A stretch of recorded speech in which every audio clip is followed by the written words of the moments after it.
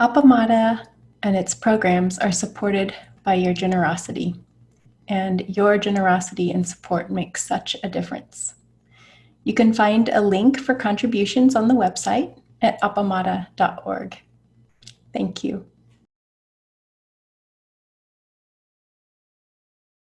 Well, good morning. Welcome to Appamada's Sunday program, this fine first Sunday in June. My name's Todd Bankler, and I'm one of the entrusted teachers here. We just finished our 2 hours of meditation, so 3 30-minute sitting periods with some walking meditation in between. We did a little bit of outdoor walking, which was nice this morning, I think. Yeah. And we like to wrap up with doing a little bit of a talk about the Dharma, about the practice, taking a little food for thought in to help support us along the way and help us continue our Zen practice. And I always find these interesting because I'm pretty sure that I can't solve anything for you guys. I don't have any magic wands or any magic bullets. I also trust in this practice and that you'll realize it for yourself as long as you keep going, as long as you keep going down the Bodhisattva's way. So the talk here is just to help support you as you go along your way, and I'm just going to talk a few minutes and we'll try and leave some time for group discussion or any questions you have.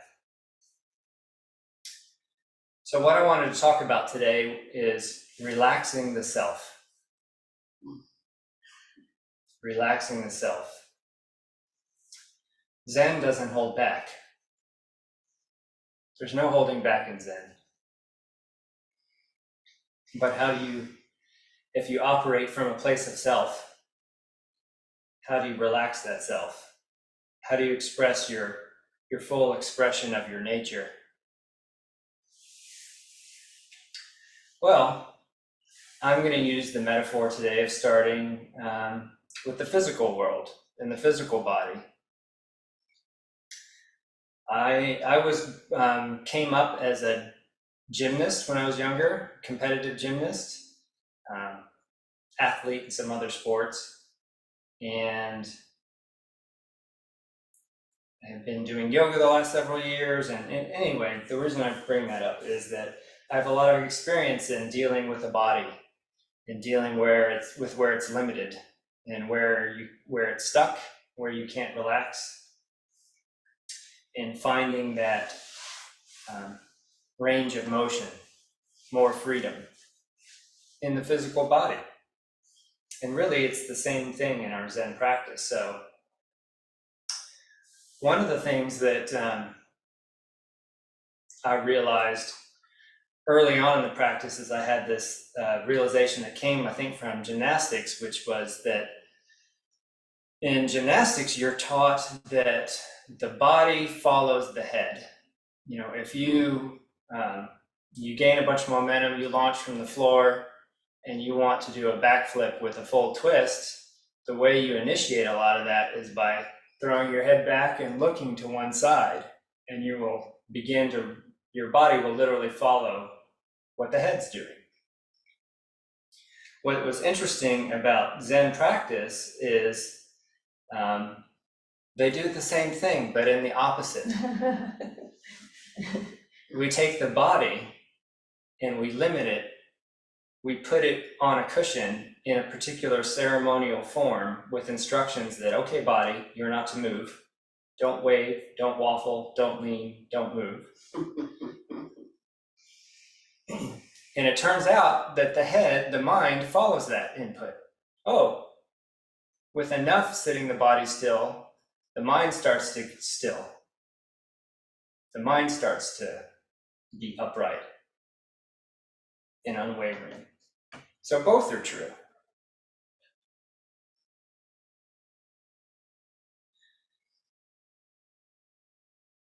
So how do we relax the self? How do we not hold back? How do we express our full expression of our nature? Well, you have to stretch your range of motion.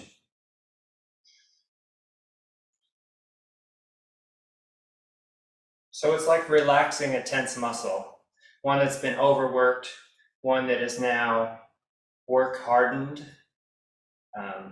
that has stiffened up with years of use. The range of motion is not what it used to be. So in stretching, we learn to relax this muscle. But in order to relax it, first you have to know where it's clenched. First you have to know that you're holding back, that there's a limitation. You have to see. It has to be part of your awareness. In order to see it, you have to learn to be aware.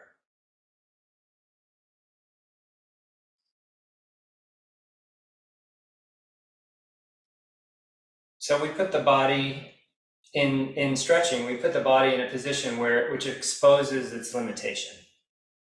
You know, let's take a particular example. Let's say you try to bend over at the waist and touch your toes or touch the floor. And the back of your lower back and your hamstrings won't let you do that. You put the body in a position which exposes its limitation. You become quiet and aware, and you feel. Where do I feel the tension? Where is the muscle that reaches its maximum elongation and becomes into tension and stuck that stops you from going any farther forward? We test that. We try to do it. We feel where we're stuck. And we try to feel all the feelings around it. Where am I attached on either side of that muscle? Is it to the hip? Is it to the middle of the vertebrae? Is it the back of my leg and my femur? Where do I feel the limitation? Understanding that it's not going to move any further, we can play with this limitation, learning how it moves, learning when it comes up. So in stretching, we can lift up a little bit and go back down, turn right, turn left, feel where the limitation begins and ends.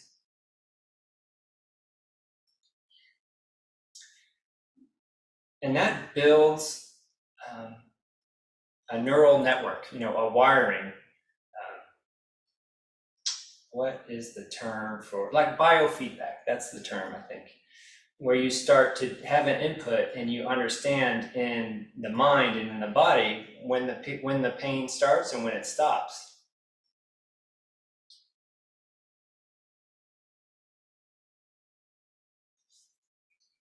So now that we know where we're stuck, where we're limited, where we're clenched,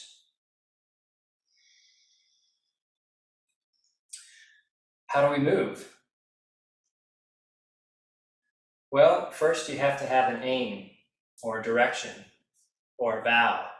You have to have an intention. I want to be able to touch the floor for whatever reason. You have to have an aim.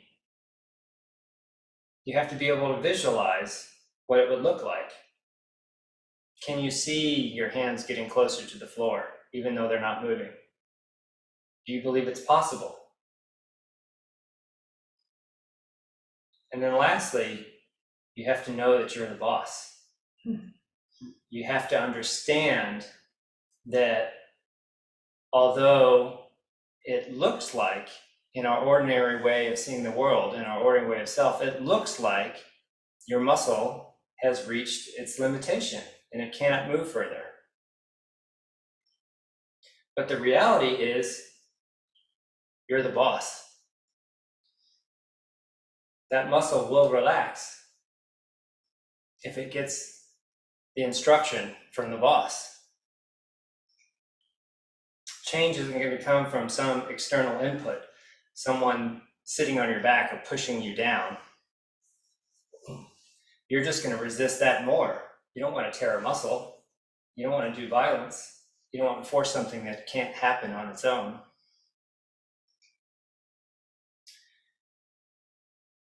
But if you've ever done a stretching practice like this, there's this kind of magical moment where you tell your body to relax. You take deep breaths and you envision the muscle relaxing. You feel where it would relax. You visualize your hands going forward to the floor. If it relaxed, this would happen. This is what I want. And with enough awareness and a kind of mind-body connection, it will relax and let go. And little by little, over time, your hands will get closer to the floor.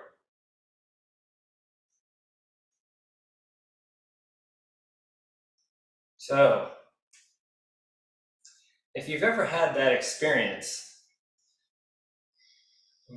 I'm just out of curiosity, has anyone ever had the experience of stretching and being absolutely sure that that was the limit, that was the breaking point, waiting, watching, trying, waiting a little further, and then all of a sudden you just move more? Anybody show of hands? Oh, okay, so people, I wanted to know if people have experienced this.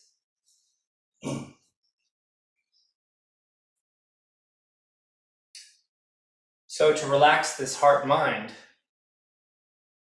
you have to know where it's clenched. You have to see. To see, you have to learn to be aware. Can't be limited by your ideas of self. And so we take this upright, dignified posture. We start with the body. Upright, immobile sitting.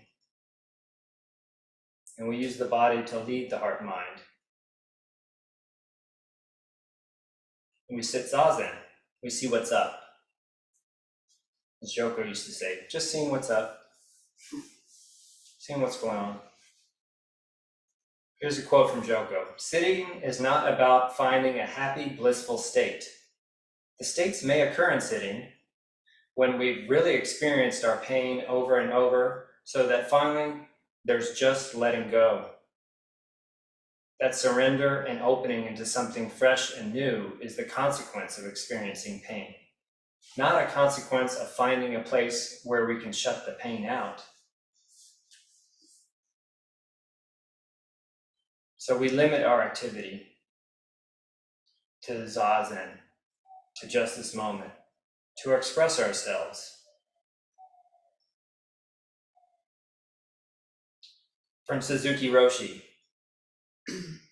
how to practice our practice without having any goal is to limit our activity, or to be concentrated on what we are doing at that moment.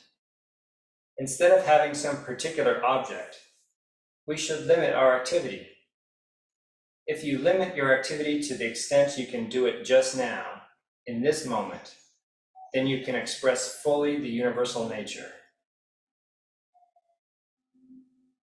When you're wandering about, you cannot. You have no chance to express yourself. But when you're concentrated on some particular, when you limit yourself, when you limit your expression of the universal nature, then there we have the way to practice. This is our way. So when we practice zazen, we limit our activity just to keep the right posture and be concentrated on sitting. This is how we express the universal nature or true nature. Then you become you. Yourself becomes Buddha. You yourself express Buddha nature or true nature or universal nature. So instead of having some object we worship, we limit, object of worship we limit, we concentrate our activity on some activity which we tackle. So when you bow, you should just bow. When you sit, you have to sit. When you eat, you eat. If you do so, the universal nature is there. We call it samadhi. we say Ichigyo Zanmai. Samadhi is concentration. Ichigyo, one practice. So one practice samadhi. So we begin in Zazen.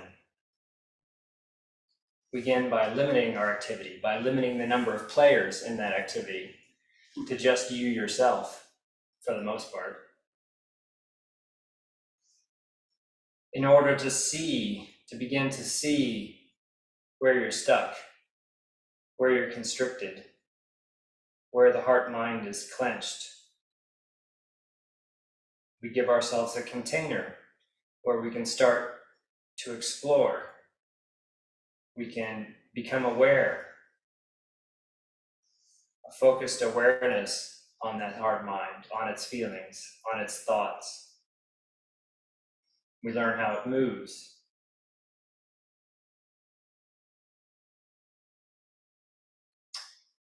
Joko was very fond of thought labeling, the practice of putting a small word, one or two word or phrase label on what we just became aware of. Oh, grocery planning. And then go back to your breath or go back to your sitting. Oh, remembering. Go back to your breath, go back to your sitting. Put the label on. Oh, resistance. Oh, planning an argument and losing. We put the thought label on, because that strengthens the awareness muscle. And you can't put a label on a thought unless you detach from it momentarily. You unblend from it momentarily. You stop planning the groceries momentarily and say, oh, I was planning the groceries. So it strengthens the ability to be the space for what's happening, but yet not be what's happening.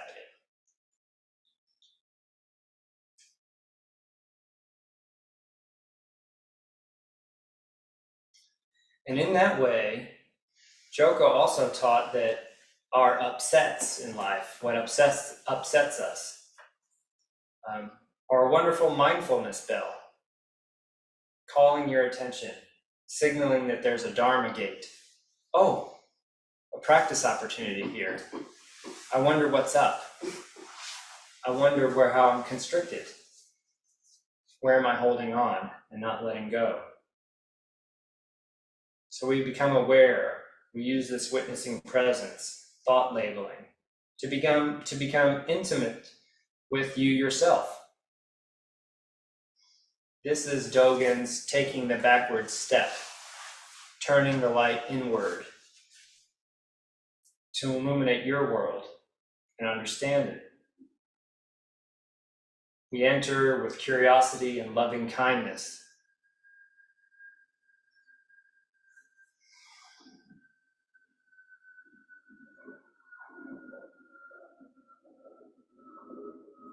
And this is how we see where we're stuck, where we're constricted, where we're holding back.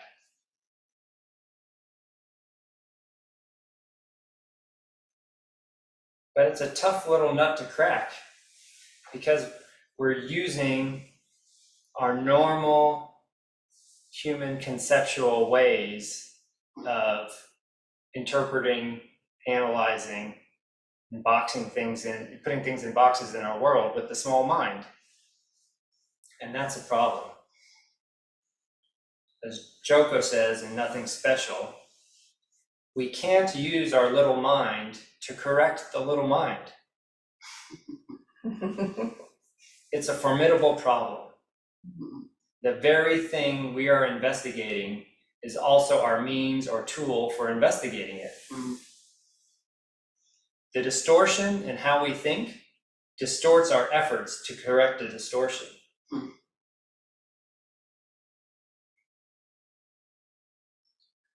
This is where our spiritual friends and our teachers come in.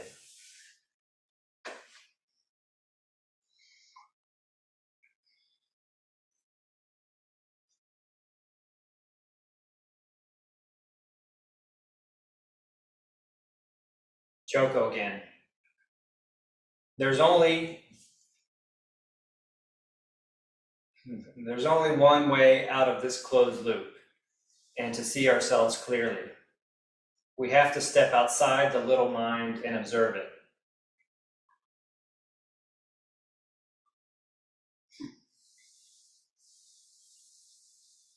When we label a thought, we step back from it.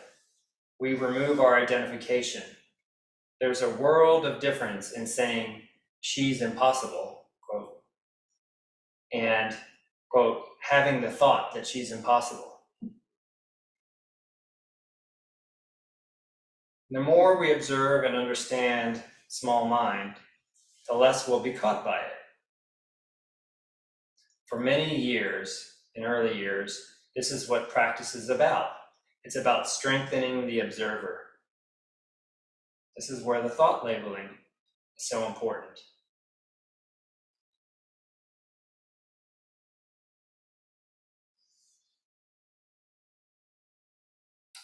Joko again. What we get out of practice is being more awake, being more alive, knowing our own mischievous tendencies so well that we don't need to visit them on others.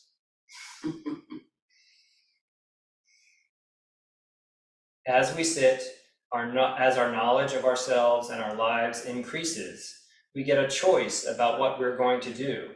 We get to choose whether to sacrifice another person.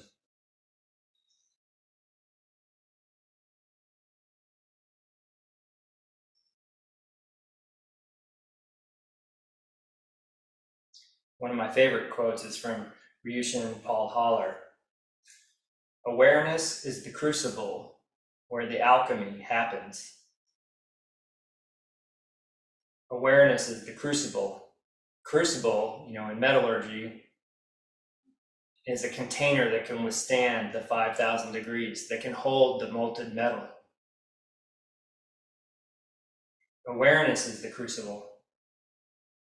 And of course, alchemy, the ancient belief in magic arts, something mysterious you don't understand that can turn dross into gold.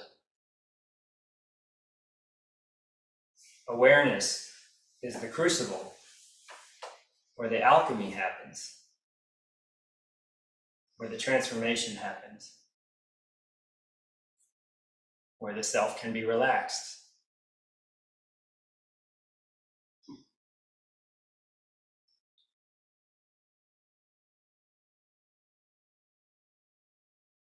And so we sit, we become acutely aware of our own tendencies, our own core beliefs, our own thought systems, our own preferences, attachment, avoidance.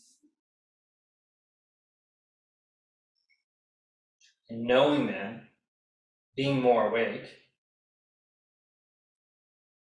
we don't have to visit them on others. We get a choice about what we're going to do. And here's where people get stuck. By not understanding who the boss is. By waiting for someone to jump on their back and push their hands to the floor. Which, by the way, if someone tried that with you, you're immediately going to hit them and throw them off. So it's not going to work. But you yourself are the boss. Once you know where you're clenched, you have a choice that didn't exist before. You can become aware on this position, focusing on its feelings. Which ends are each end attached to? Where does your range of motion stop? What sensations and pangs of pain appear as that position or belief position expands and contracts?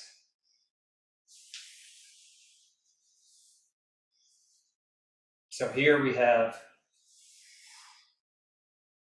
Mahayana practice, having an aim or direction. This is the Bodhisattva's vow. It's not the floor, it's not your hands reaching the floor, it's freeing all beings. Visualizing what it would look like if you weren't stuck.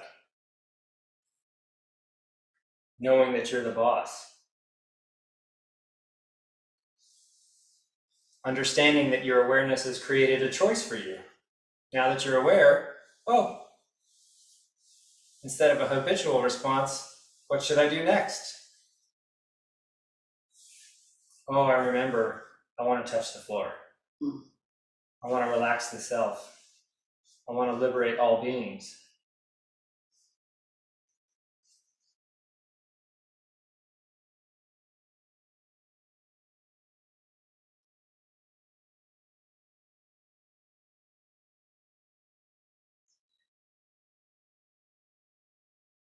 As Norman Fisher says, kind of pointing to this lack of trust in who the boss is, he says, quote, changing the habit of avoiding difficulty to the habit of engaging it creatively may be the single most important factor for training the mind. Changing the habit of avoiding difficulty to the habit of engaging it creatively may be the single most important factor for training the mind. So we're stuck. We feel the pang of stuckness, of pain. It's our mindfulness bell signaling a Dharma gate is available. Become aware, engage the witnessing presence. Be very intimate with yourself, turning your light inward.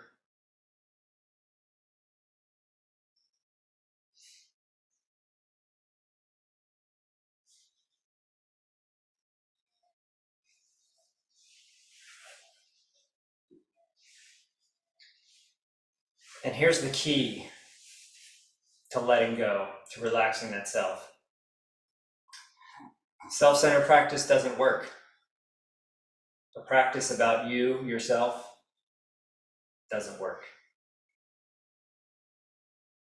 Here's Suzuki Roshi from February 71. A self-centered practice doesn't work. Laughs. So he laughed right after he said that.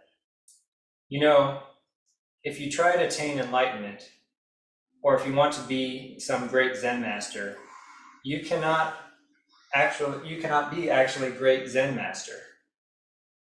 When you don't try to be so, or before you try to do so, or before you practice our way, you're Buddha. But because of your limited practice, self-centered practice, even though you practice your way, you cannot have real practice. You will miss yourself, lose yourself in small, self-centered practice. This is where our Mahayana practice comes in. To turn our vow, our intention away from ourselves.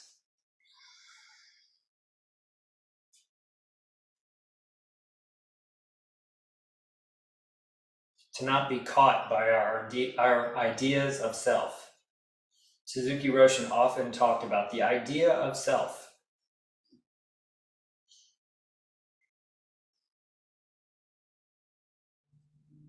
Here's Suzuki Roshi again from December 1970. Selflessness means, to see things as it is. When we are not caught by the idea of self, we can see things as it is. And things as it is selflessness. So as things exist as they are, we also exist as we are. That is selflessness. It doesn't mean we do not exist. We exist, but we exist as we are. And to know, to realize, not to know or not to realize, but to have that kind of mood of life is our purpose of practice.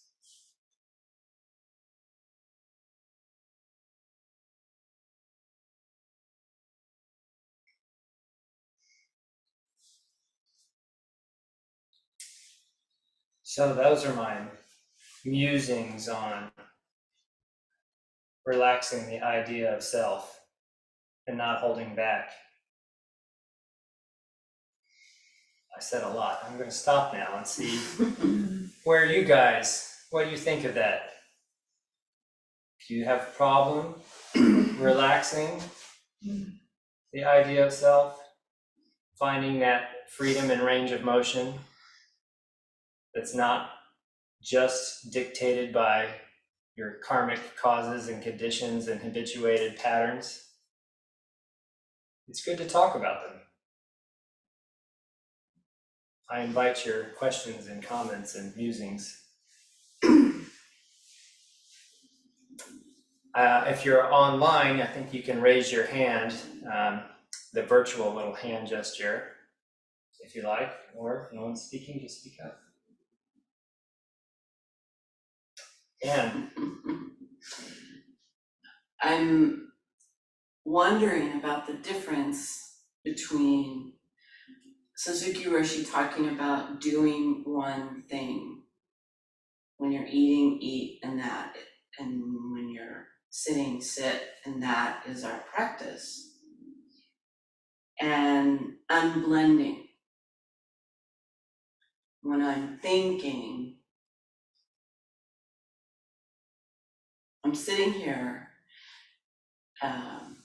This morning, while I was sitting, I was composing essays, and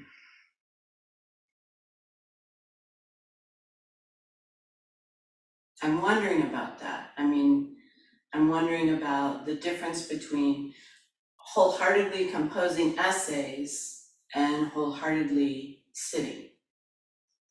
Does that make sense?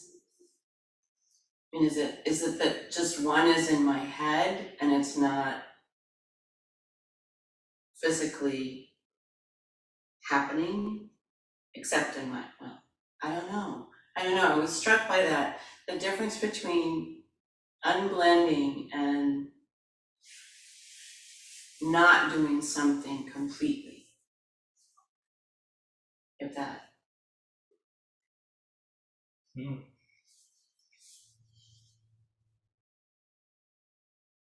So when you say unblending, you're pointing to engaging that witnessing presence, Right, and right. seeing what small mind is up to. Right. And you're asking, how is that different than doing one thing?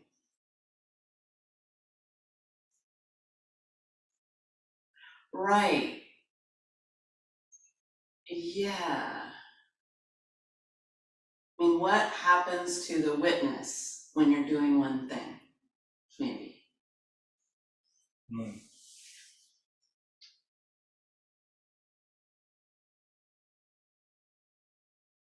The question's phrased as like an either or difference, but to me, in the realm of big mind and doing one thing, blending and unblending both happen.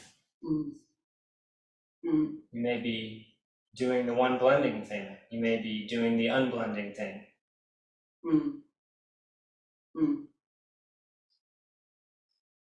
But it is pointing to just doing what you're doing in that moment. That's what he talks about. Limit your activity to what you're actually doing in that moment. All right, let me try and find the spot. Limit our activity. Concentrate on what we're doing at that moment. Limit your activity to the extent you can do it just now.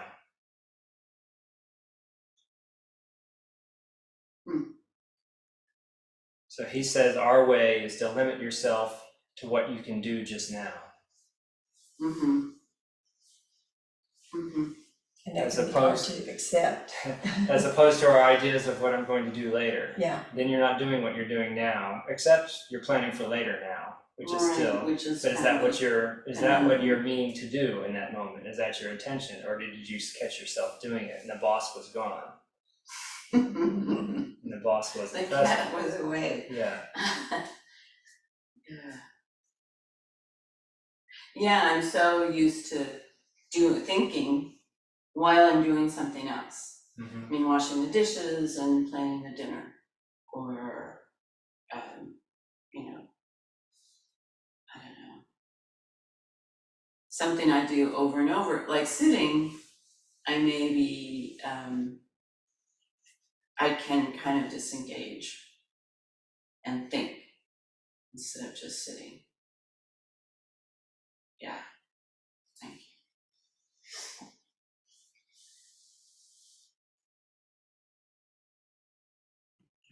you. We have me on the line when you're ready. Yeah, go ahead. Make our hands green. I was just thinking, I loved how you married the gymnastics with the practice.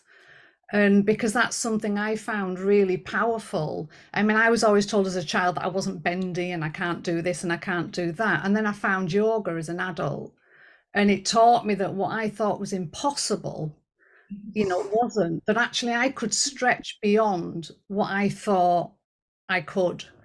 And it's something about the practice, something about the way we do Zen practice. It's just practice. It's doing the same thing over and over again. And then we become better at it. We become more flexible at it. Like Anne was saying about taking one thing and making a cup of coffee, making the perfect latte or cup of coffee. The more we do it, the better we get at it. But if we do it sloppily each time, we're going to get really good at doing that. And so for me, it's something about how repetition and doing the same thing over and over again, we get good at it. And there's a small excerpt out of Paradise in Plain Sight that sprung to mind during your talk. Would you mind if I just read it? Go ahead.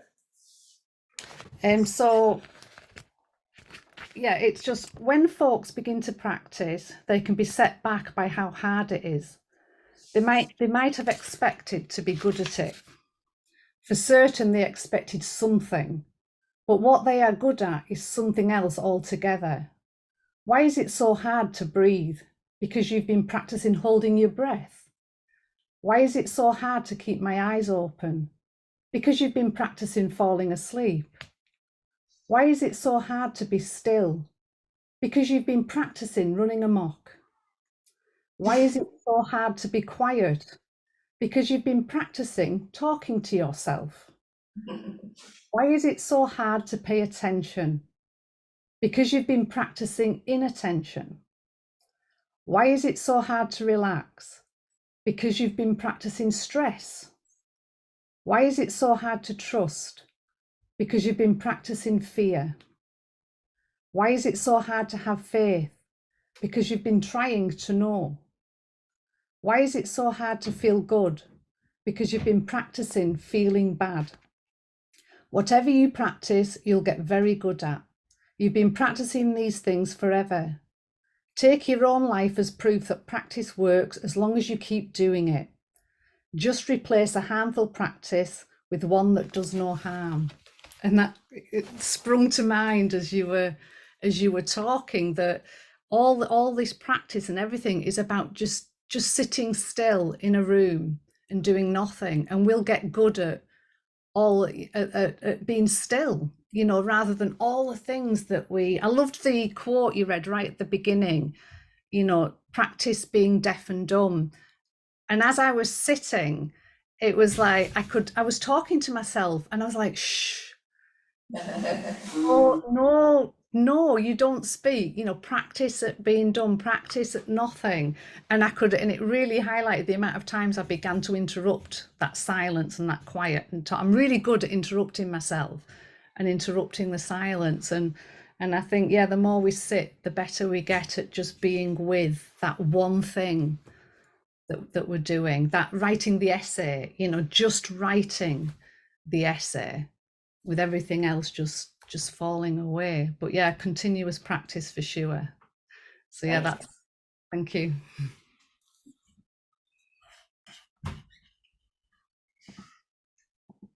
Yeah, you learned through yoga that you actually had a larger range of motion, that it was available.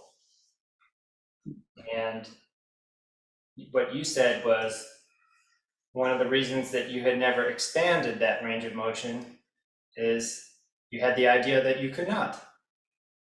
Yeah. That is what Suzuki Roshi calls the idea of self. Right? Why are you not experiencing equanimity, compassion, sympathetic joy, loving kindness? Because you have the idea that you cannot.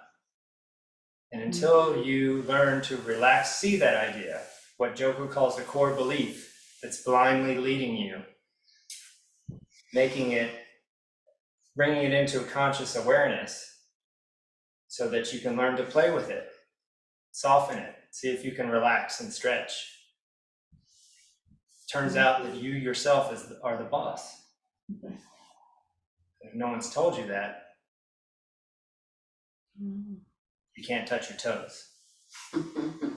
My identity is so strong, it was so strong in me that I was just not a bendy person. Right. It had been instilled in me and I'd taken on that belief. So then it prevents you from even trying. Sorry. Go ahead, finish. Yeah, until a space opens up and somehow you think, oh, I'll just give it a go. And then the results were astounding. Yeah. It was astonishing, and that's what led me to the practice. Like, if I can do this with my body, it is possible to change the mind. It is possible to change my thoughts. It is possible to change other areas of myself. It was that step that led to everything else, because I was shown an impossible thing was a possibility. Right. Yeah. I had a friend tell me something about themselves the other day, not a practitioner at all. Something like, oh, I can never go and do that. I'm not a people person, right? And I just said, chicken, egg, chicken. And they're like, what are you talking about? I'm like, that statement you just said, that idea of self you have in your mind, it's self-fulfilling. I can never do that. I'm not a people person. Well, which came first, the not doing it or the thought? Not sure, but you're in a feedback loop right now where it's not going to change. Go ahead. Okay, so for about 10 years straight, every day I carried a camera. And what I realized was I was using this as a defense from actually participating. And so I'm feeling a little uneasiness with this idea of observing the self in the same way. And I keep asking myself, so if I'm going to be with you, would I rather be with you as yourself or you as the one observing yourself? You know what I mean? Like it seems a little inhibited, not fully participating. This idea of going to that place, like spiritual bypassing a little bit. And I'm wondering how you could how you could be there and observe yourself being there at the same time. Does that make sense? What I'm saying? Yeah, I think I just blew a circuit though, trying to think about that. I don't know.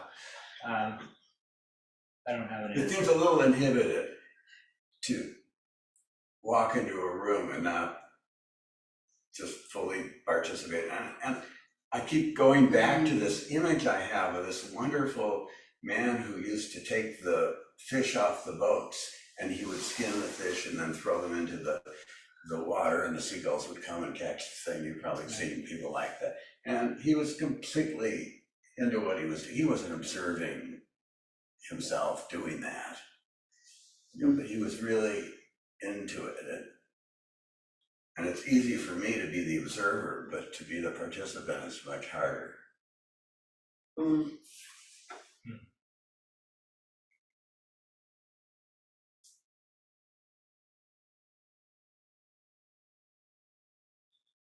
Yeah, what I was going to say was both ways are true. Mhm. When you're just doing that one thing, when you're blended with it, it may be coming from joy, freedom, and liberation and helping to save all beings, or it could just be the same old pattern you've always been reactively doing. And if you don't ever step out of it for a moment and look at it from both sides, there's never going to be an opportunity to choose something else. Yeah, the phrase "just wash your bowl," it's not just watch yourself washing your bowl. Right. So I guess what's harder for me is the just wash your bowl. Mm-hmm.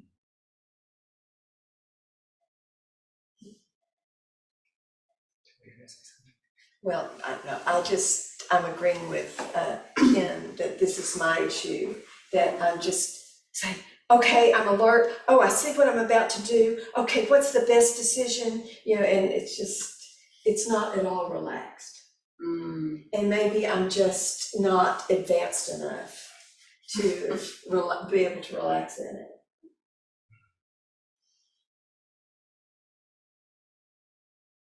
Yeah, it's tricky. Yeah, it's It's, tricky. Joel's going to solve the problem. all Oh, right. good.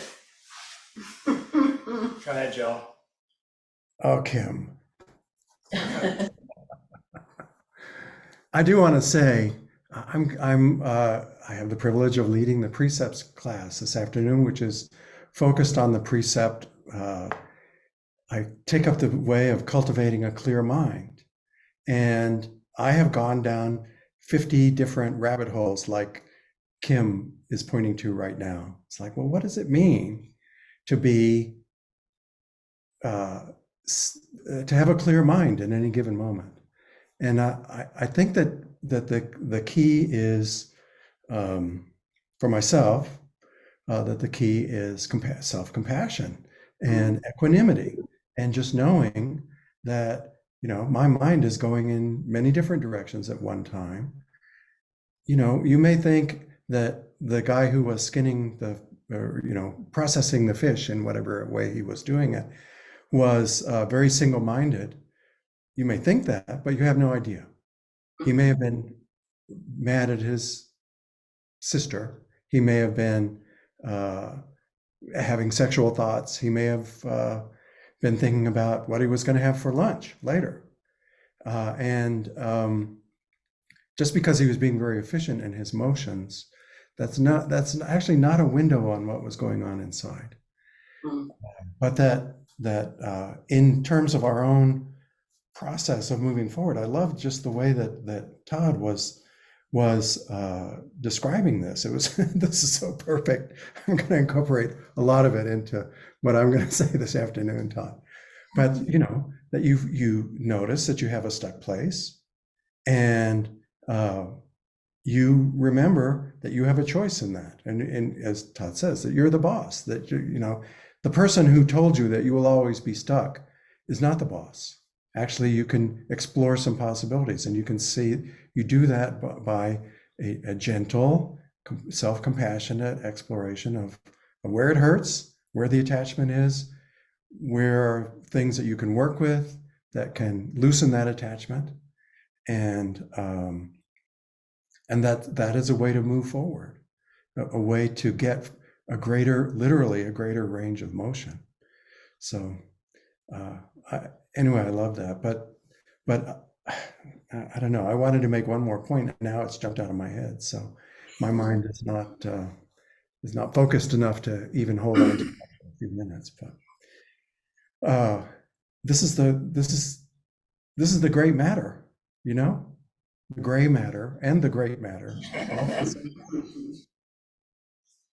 it's how we choose to be in loving kindness and compassion, sympathetic joy, and equanimity in any given moment. And I just love the metaphor that you constructed for this, Todd. Thank you so much. I forgot to make one key point, and that is if you want to do this, to find that range of motion without tearing a muscle and hurting yourself, like you said, gentleness. You have to have a way to do it. You have to have a practice container to do it. You have to make sure there's no one pushing down on your back because you will just resist that. Right? Someone can't force you to let go. You have to understand that the letting go is your own doing. And one of the tricks that I have learned over the years to increase my physical range of motion, especially on very stuck muscles, is when they stop moving, when I've increased as much as I think I can, and there's so much tension, it just feels like my muscle's gonna tear or split, I take all the pressure off, zero force. Like if we were pulling against the wall, I would let go of all of my fingers until I just had my tip of my fingertip on the wall, and I can feel that it's only a gram of pressure there. And now my brain goes, oh, it's safe. I can't tear the muscle because there's no force. There's no pull. The only way it's going to move is if I let go. And every time it will go farther with no force. And I have my finger on that wall. I can feel that I am not pulling on that wall at all. And then it moves. It's because there's a trust there. There's an understanding that no one's going to pull me. No one's going to tear it. It's not going to break my back. And so this is our container to sit in a safe space, bounded by the precepts, where harm won't be done. It's safe to relax.